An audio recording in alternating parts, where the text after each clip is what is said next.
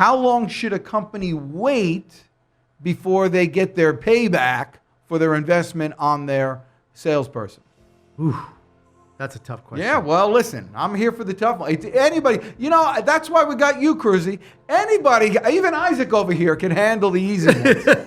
That's a tough question because, now we're really getting into the meat and potatoes of what does your business do? How does it perform? What's that track record look like? How long did it take, your most successful salesperson right now to get to where they're at? We're looking at all those things.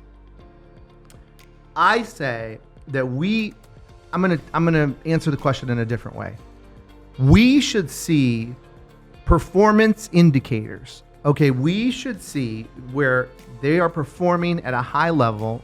They have a high level of production in their pipeline, and I'm not talking about pipe dream. I'm talking about pipeline. There's a difference. Okay, we see a high level of production in their pipeline. We see that they've got a lot of activity, going on in their business.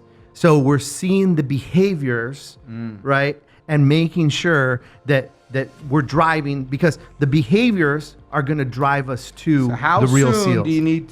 How soon do you need to not see those behaviors before it's time to make a move? If you're not seeing those in the first 30 days. Okay, yes, so that's quick. So yeah, it's quick, because you're going to know whether this salesperson's got the chops or not in 30 days. And if they don't have the chops, then they're going to sit in that seat and take your money and not produce, and they're, which a lot of our clients have had that experience, right? So I like that. So another way to attract top producing salespeople is because top producing salespeople like to be held accountable.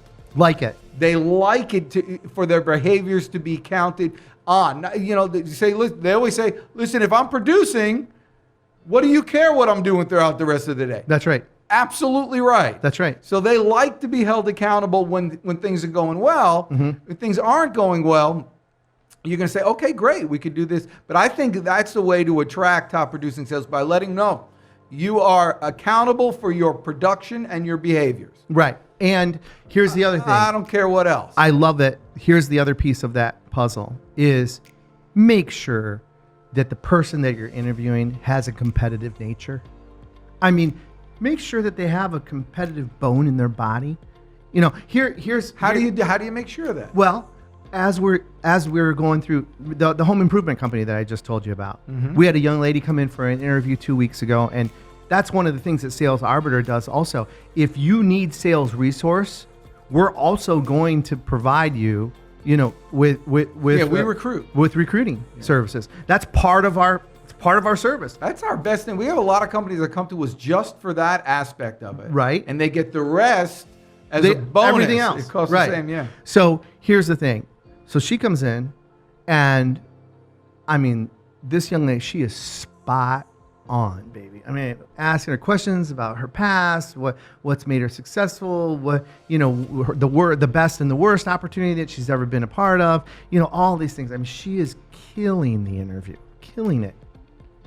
And we're telling her about the position and how much money she can make and all these things, that everything is aligning. Okay? So you know what she says to us? What? She says, I came here for the interview, but I'm giving you my decision today. I want to move forward with this company. I see the opportunity and I want the job. So that's the first thing. Oh. She actually asked for the job right there, just like that. Okay? Second piece was even more impressive. She said, who's your top producer right now? Yeah, that's a good question. And so I talked to him, why are they the top producer? We answer. We tell her about it. She says, that's the guy I'm gunning for.